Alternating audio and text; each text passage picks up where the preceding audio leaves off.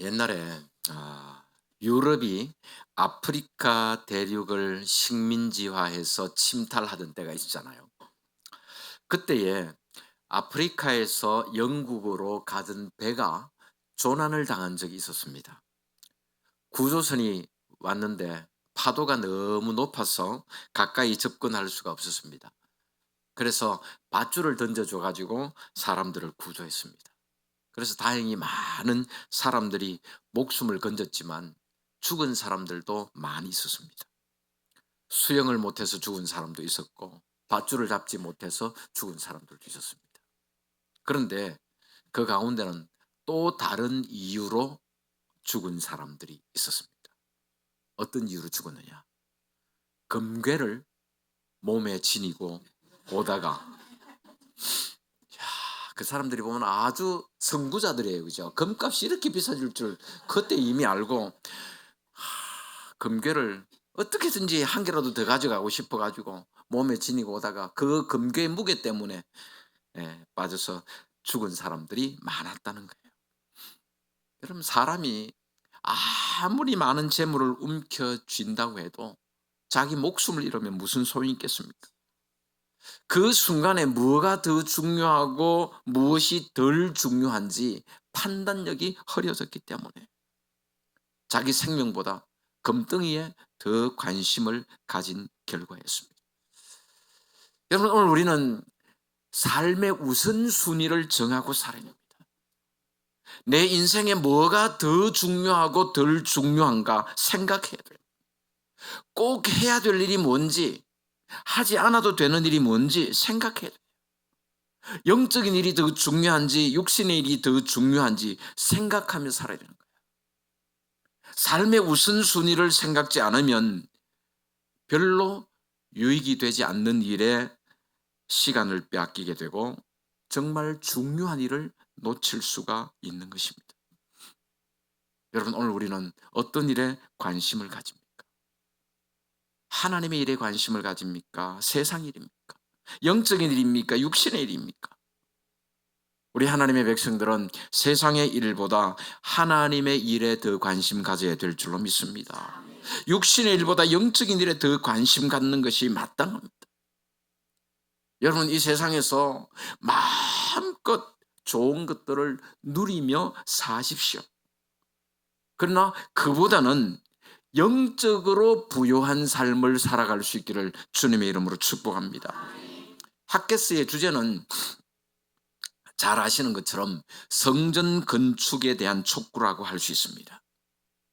하나님께서는 핫게 선지자를 통해서 하나님께 대한 관심과 또 영적인 일에 대한 관심을 잃어버리고 하나님의 성전을 건축하는 것을 포기하고 주저앉아 있던 유다 백성들에게 하나님의 성전을 건축할 것을 촉구한 선지자로 잘 알려져 있습니다. 이스라엘은 다윗과 솔로몬 시대를 거치면서 최고의 전성기를 누렸습니다. 그런데 안타깝게도 솔로몬 이후에 나라가 분열됩니다. 북이스라엘과 남유다로 분열되었습니다. 그러다가 북왕국 이스라엘은 어디한테 망하죠? 아수로, 그죠? BC 722년에 아수르에게 망하게 되고, 그 다음에 남왕국 유다는 바벨론에게 BC 586년에 바벨론에게 망하게 돼요. 바벨론의 느부갓네살 왕이 남유다를 멸망시키고 수많은 사람들을 바벨론으로 포로로 잡아갔습니다. 그때부터 이제 70년간의 바벨론 포로 생활이 이제 시작이 됩니다. 그 이후에 이제 페르시아, 성경에는 바사라고 나오는데요. 페르시아의 고레스 왕이 바벨론을 정복하고 포로 생활하던 유다 백성들을 해방시켜 줌으로써 그들은 이제 꿈에도 그리던 이제 고향으로 돌아오게 됩니다. 고레스 왕은 유다 백성들을 예루살렘으로 돌려보내면서 두 사람을 지도자로 세웠는데 총독 스룹바벨과 그 다음에 대제사장 여호수아, 그들의 인도로 약 5만 명의 유대인들이 이제 예루살렘으로 돌아오게 됩니다. 그런데 돌아와서 보니까 나라 꼴이 말이 아닌 거예요. 성은 다 허물어져 버렸고 하나님의 성전도 다 파괴되었고, 그래서 그들은 무너진 성과 성전터를 바라보며 근처에다가 천막을 치고 거기에 거주하게 되었습니다.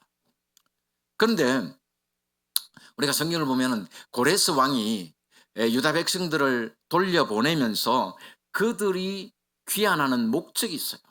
그들을 돌려보내는 목적, 그 목적이 뭘까요? 너희들 가서 하나님의 성전을 건축하고 거기서 하나님을 예배하고 섬겨라. 참 신기하잖아요.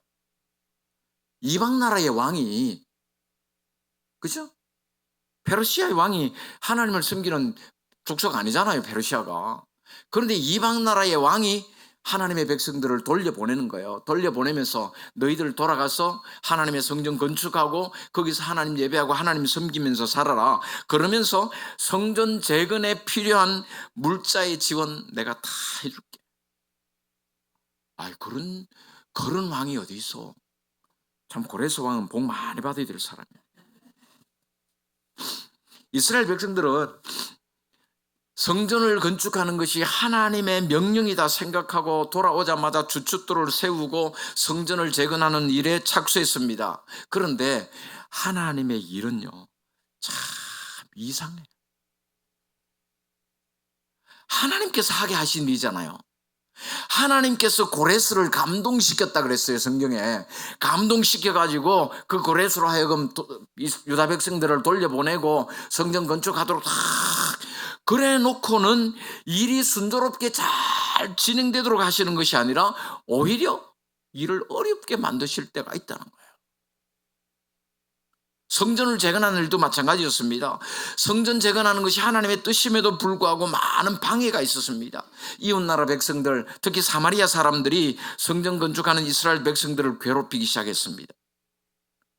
그런 와중에 고레스 왕이 죽고 이어서 아하수에로는 사람이 왕이 되었는데, 이 아하수에로는 고레스에 이어서 왕이 되었으면은 고레스가 내린 그 명령을 따라서 그걸 계승해 가야 될 거 아니에요.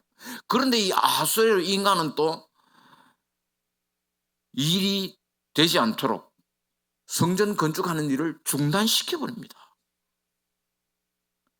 거기다가 또 이스라엘 백성들의 입장에서 보면은 자기들의 생업이 급한 거예요. 자기들도 이제 포로에서 돌아왔으니까 뭐든지 먹고 살아야 될 것 아닙니까?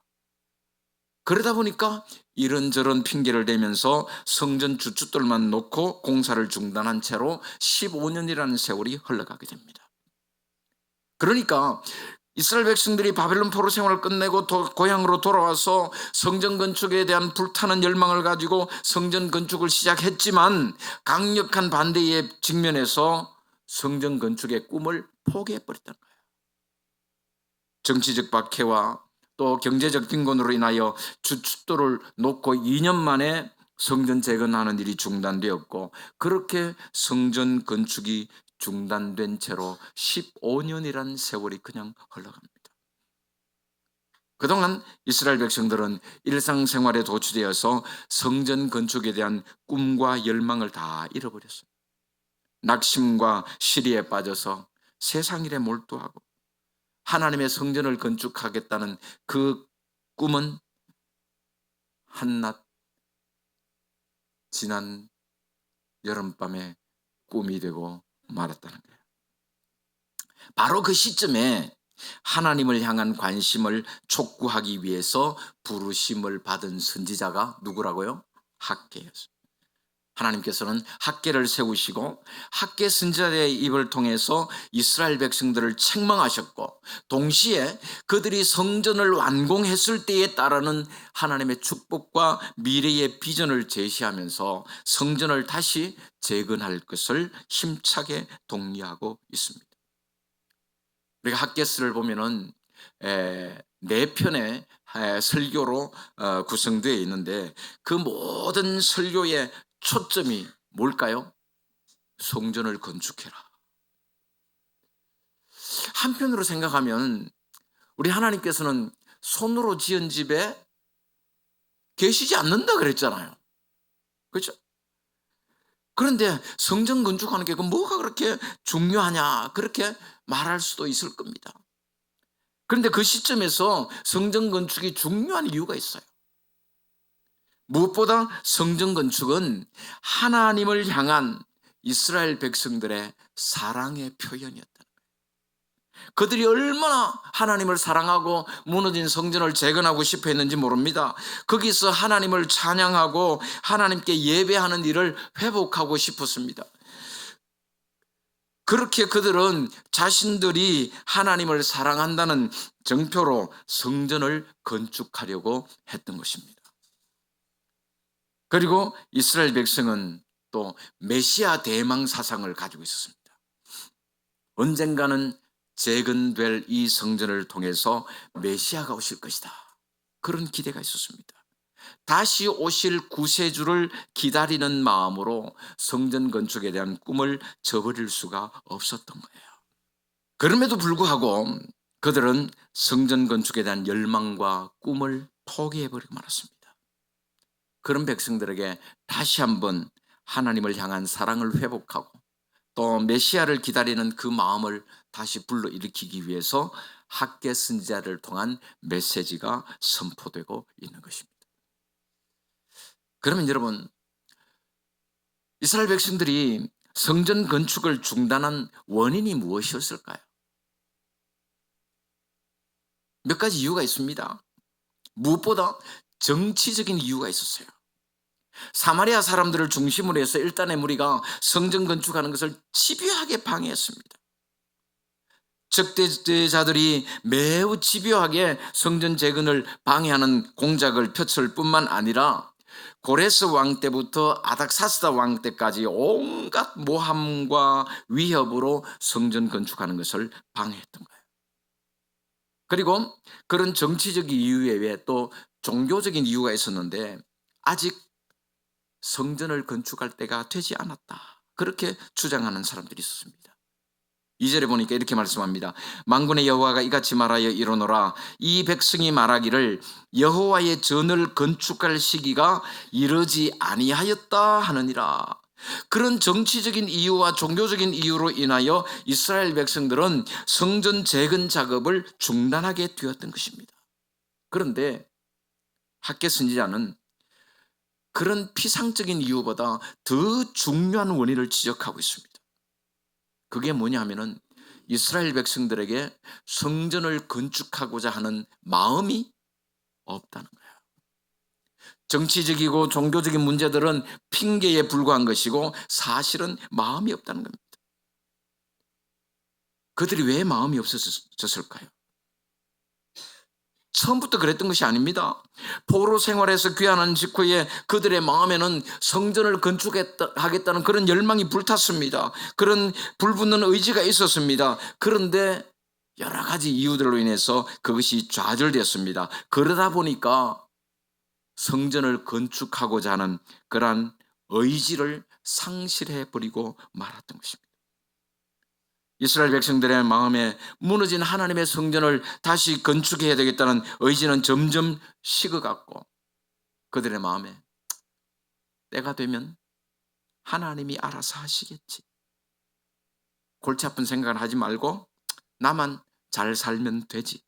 그런 신앙적인 냉소주의에 빠지게 되었습니다. 다시 말하면 성전 건축에 대한 심적인 부담과 물질적인 부담이 싫었던 거예요. 그런 이스라엘 백성을 향한 학개 선지자의 메시지가 뭡니까? 3절 4절에 보니까 이렇게 말씀합니다. 여호와의 말씀이 선지자 학개에게 임하여 이르시되 이 성전이 황폐하였거늘 너희가 이때에 판벽한 집에 거주하는 것이 옳으냐. 여기서 판벽하다 하는 이 말은 지붕이 덮인 상태에 제대로 된 집을 의미하기도 하고 또 아주 화려하고 사치스럽게 치장하는 것을 뜻하기도 합니다. 그러니까 지금 하나님의 성전은 파괴된 채로 방치되어 있는 반면에 귀환한 유다 백성들의 집은 완전한 모습을 갖추었을 뿐만 아니라 화려한 장식들로 치장되어 있었다 하는 것을 지적하고 있는 것입니다. 이스라엘 백성들은 하나님을 섬기고자 하는 뜨거운 열망을 상실한 채 물질적인 것에서 인생의 보람과 행복을 찾고 있었던 거예요. 그러니까 하나님을 섬기고 하나님의 성전을 건축하고 하는 거기서 그들의 보람을 찾고 그들의 삶의 행복을 찾아야 되는데 이제 그건 포기하고 그냥 내 잘 살고 거기에서 삶의 의미를 찾고 있었다는 겁니다. 여호와의 성전은 완공되지 못한 채로 방치되어 있음에도 불구하고 화려하고 큰 집에서 편안하게 사는 백성들의 안일함을 책망하고 있는 것입니다. 하나님의 전은 황폐되었거늘 너희들만 잘 먹고 잘 살 생각으로 화려한 집에서 사치하며 사는 것이 옳은 줄로 생각하느냐, 그런 말씀이에요. 여러분, 지금 학개 선지자가 책망하는 그 핵심이 뭔가요? 너희들이 삶의 우선순위를 상실했다, 그 말이에요. 무엇이 더 중요하고 무엇이 우선되어야 하는지를 생각하지 못했다는 말입니다. 그들이 포로 생활에서 돌아와서 이제 편안하고 안정된 삶을 살다 보니까 이제 고생스러운 일과 희생하는 일에 대해서 두려움이 생긴 거예요. 여러분, 우리가 살다 보면 그렇잖아요. 막 힘들게 고생하고 그럴 때는 또 몰라요. 막 그러다가 이제 어느 정도 살만해지면은 또 고생하고 싶나요? 이제 고생하는 게 두려운 거예요. 뭐 지금 이스라엘 백성들의 마음이 그랬다는 거예요. 그렇게 하나님의 전은 건축하다 말고 중단된 채로 자기들의 집만 화려하게 짓고 살면서 성전 건축을 미루고 있는 사람들의 핑계가 뭡니까? 아직 하나님의 성전을 건축할 때가 되지 않았다. 그런 핑계를 대며 성전 건축을 미루고 있는 자신들을 합리화했습니다. 학기 선지자는 그러한 이스라엘 백성들의 행위가 하나님 앞에서 얼마나 패역한 행위인가를 강조하면서 다시금 성전 건축을 재개하도록 독려하고 있는 것입니다. 요즘도 보면 많은 교회들이 예배당을 짓잖아요. 우리는 뭐 우리는 이게 지은 겁니까? 그죠? 뭐 반지었다고 합시다. 우리는 그렇지만은 보면 요즘 예배당 짓는 교회들 많잖아요. 수십억, 수백억씩 들여가 이제 짓는 경우들이 있는데, 그런데 성전 건축을 하면서 교회들이 순탄하게 잘 안 돼요. 보면 내부적으로 막 보면 건축하는 과정에 반대에 부딪히는 경우들이 많이 있습니다. 물론 무리한 계획으로 인한 반대도 있지만 사실은요, 대부분 왜 반대할까요? 다 아시죠? 그죠? 건축비에 대한 부담 때문에 반대하는 경우가 많아요. 다시 말하면은 예배당 건축의 필요성은 인정하면서도 건축 자체는 반대하는 거예요. 그래서 반대하는 이유를 들어보면 이스라엘 백성들하고 비슷해요. 아직 때가 안 됐다. 뭐 예배당 짓는 게 뭐가 그래 급하냐. 그죠? 건물 지을 돈 가지고 뭐 하자? 선교하고 구제하는 것이 하나님 더 기뻐하시리다. 그렇게 말들을 합니다. 물론 다 맞는 말이에요. 건물이 중요한 것이 아니라 사람이 중요하고 복음 전하는 것이 중요합니다. 그러나 사실은 그런 이유들은 다 핑계에 불과하고 건축에 대한 그런 부담을 지기 싫은 경우가 많은 거예요. 문제는 뭡니까? 막 돈이 없어서 헌금은 못한다 그러면서도 자기 하고 싶은 것은 다 하더는 거예요. 내가 왜 해야 되는데 그러면서도 자기 할 것은 다 새 집 사고 새 차 사고. 그게 잘못되었다는 게 아니에요. 전 늘 말씀드립니다마는 예수 믿는 사람들이 잘 살아야 돼요. 여러분 큰 집에 사세요. 좋은 차 타고 사세요. 마음껏 하나님 주신 복을 누리면서 사십시오. 그런데 중요한 건 뭡니까? 그렇게 나에게 복을 주시고 나로 하여금 이렇게 누리며 살게 하신 분이 하나님이다. 그건 좀 알고 살아라, 그 말이에요. 지금 하계 선지자가 이스라엘 백성들을 지금 책망하고 있는 것이 너희들 왜 그렇게 좋은 집에서 사니? 하나님의 성전을 이래야 되는데 좋은 집에서 사는 걸 지금 책망하는 게 아닙니다. 영적인 일에 관심이 없는, 하나님의 성전의 문제에 대해서는 관심이 없는, 그걸 책망하고 있다는 것입니다. 근데 재밌는 건요, 그렇게 예배당 건축하는 거 방해하고 반대하고 하던 사람들이 나중에 다 끝내놓고 나면 그때부터 뭐합니까? 주인 행세합니다. 예배당 짓는 데는 아무 도움이 되지 않고 사사건건 방해하고 뭐 그래 놔놓고는, 흔히 하는 말로 헌금 한 푼 안 하고, 그죠? 그래 놓고는 나중에 지가 주인이야. 교회를 자기 마음대로 좌지우지. 여러분, 예배당 건축하는 문제만 그렇습니까? 모든 게 다 마찬가지예요. 전도하는 것도 마찬가지고 기도하는 것도 마찬가지입니다. 사실은 다 알아요.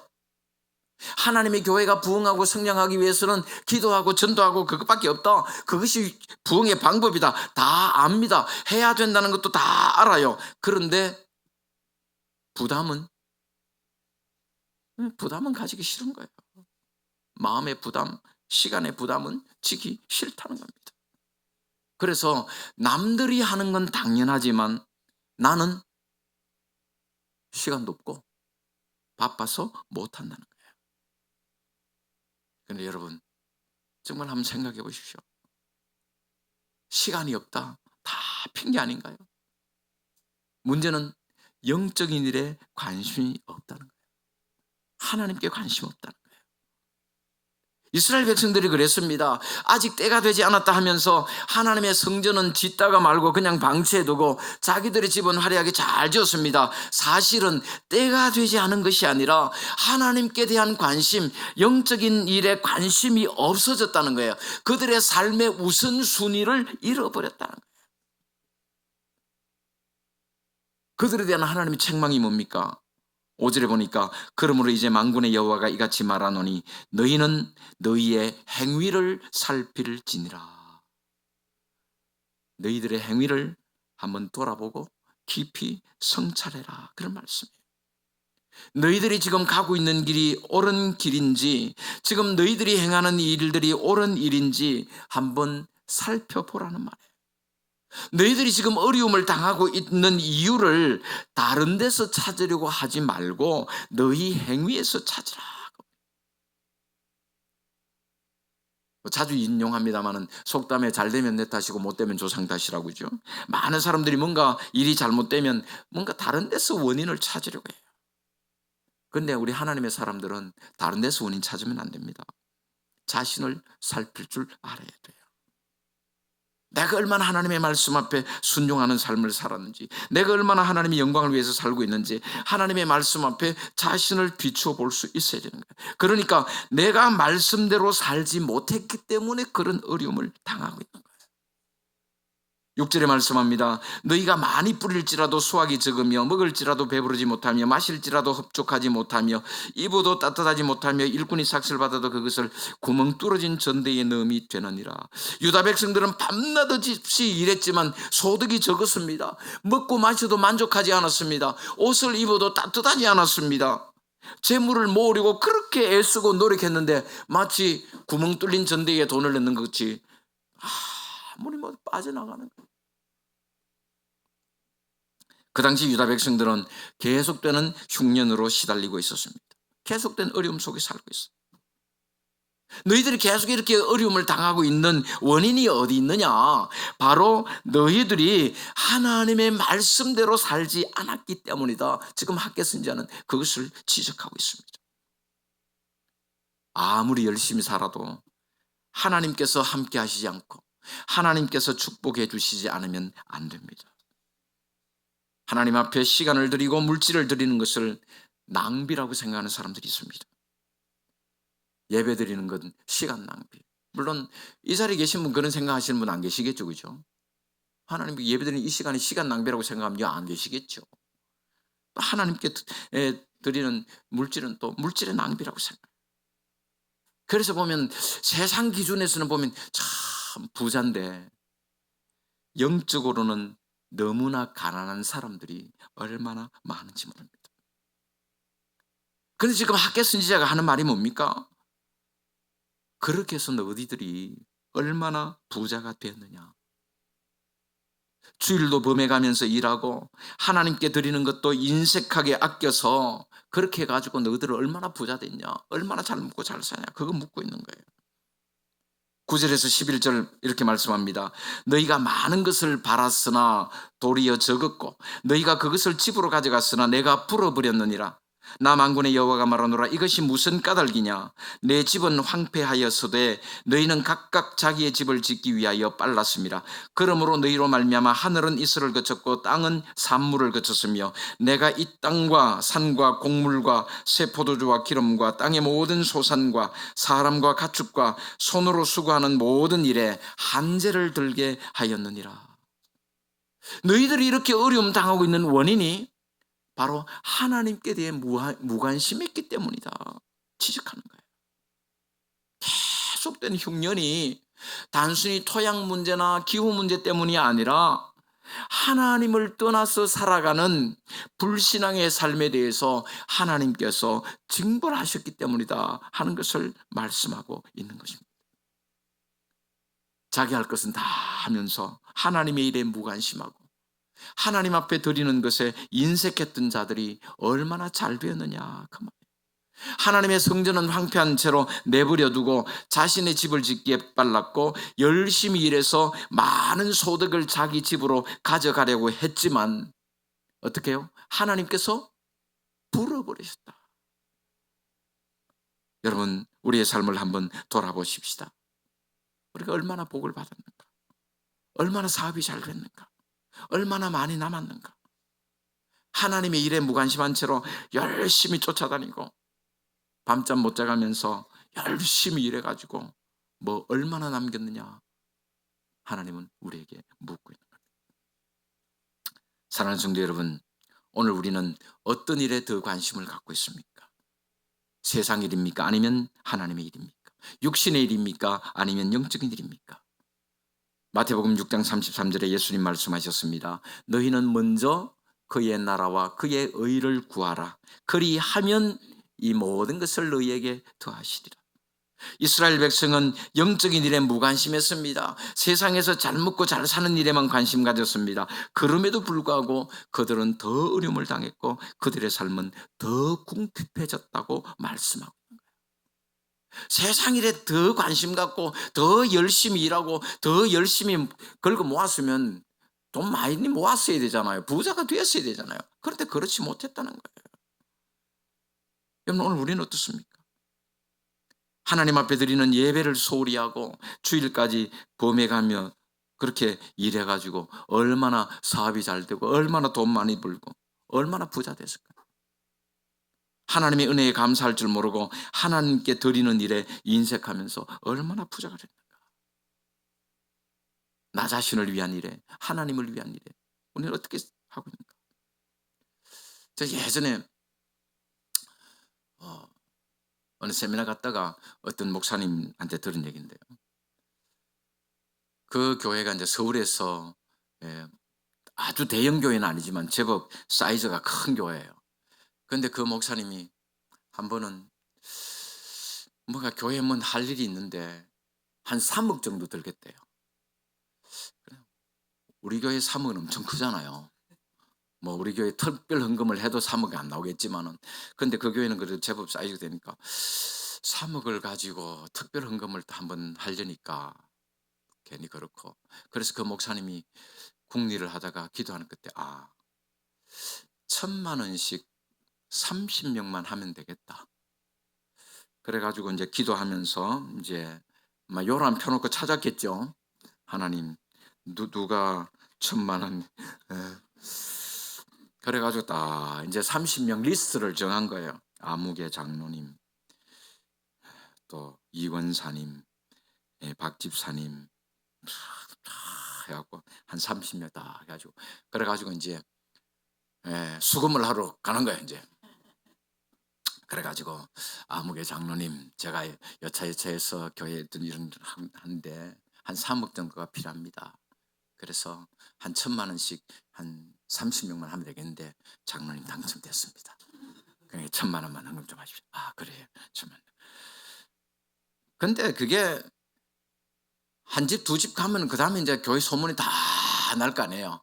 쫙 소문이 다 났어. 그래서 보면은 나름대로 생각할 거 아니에요. '아 우리 집에도 오시겠구나.' 그래 갖고 자기들끼리 전하는 거야. "야 김 집사 너희 집에 목사님 1,000,000원 받으러 안 왔더나?" 아. 자 그러다가 어느 집에 인제 딱 갔어. 인제 어떤 가게를 하는 집인데 딱 갔더니 그럼 목사님 딱 들어가자마자 그러더래요. "목사님 1,000,000원 때문에 오셨지요." 그러면서 인제 이야기했는데 "요즘 가게 장사가 너무 안 돼 갖고 지금 힘들어 가지고 제가 1억 5천만 원 지금 은행에 대출 받으려고 신청을 했었습니다." 아이고 '한 집은 물 건너갔구나.' 생각하고 있는데 근데 그분이 이주를 하더래요. 근데 제가 은행에 대출을 하러 가 가지고 대출을 받으려고 이렇게 딱 그 서류를 작성하다가 가만히 그러다가 생각하는데 자기 귀에 그런 소리가 들리더라. "야 인간아 니는 니를 위해서는 1억 5천만 원도 하면서 나를 위해서는 1,000,000 원도 못 하냐?"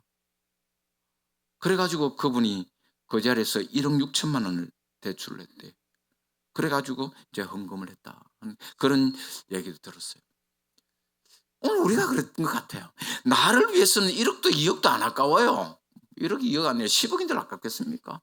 그런데 하나님 나라를 위해서는 단돈 100만 원도 아까워하는 뭐 이 자리에는 안 계시겠죠. 우리가 참 세상의 일보다는 하나님의 일에 더 관심을 가지라고 지금 학교는 촉구하고 있는 거예요. 영적인 일에 대한 관심을 회복하라고 촉구하고 있는 거예요. 하나님 나라를 위해서 자신을 드릴 수 있어야 되는 겁니다. 여러분 시간 남아 가지고 봉사하는 사람 없어요. 돈이 남아 가지고 하나님 앞에 드리는 사람 없습니다. 중요한 것은 내 마음속에 얼마나 하나님을 사랑하며 하나님의 일에 대한 관심을 갖고 있느냐. 말만 앞세우는 하나님의 사랑, 예? 말만 앞세우는 교회 사랑, 그거 소용없습니다. 말하는 것 들어보면 참 누구보다 하나님을 사랑해.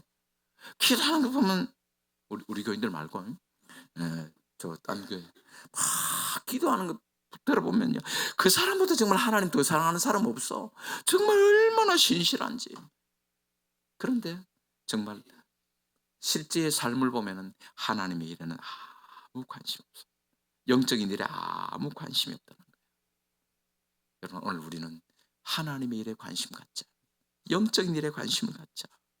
실제로 영적인 일에 우리가 관심을 갖고 시간 들이고 물질 들이고 마음 들여서 하나님 사랑하고 우리 예한교회 사랑하는 우리 모든 성도들 다 되시기를 주님의 이름으로 축복합니다.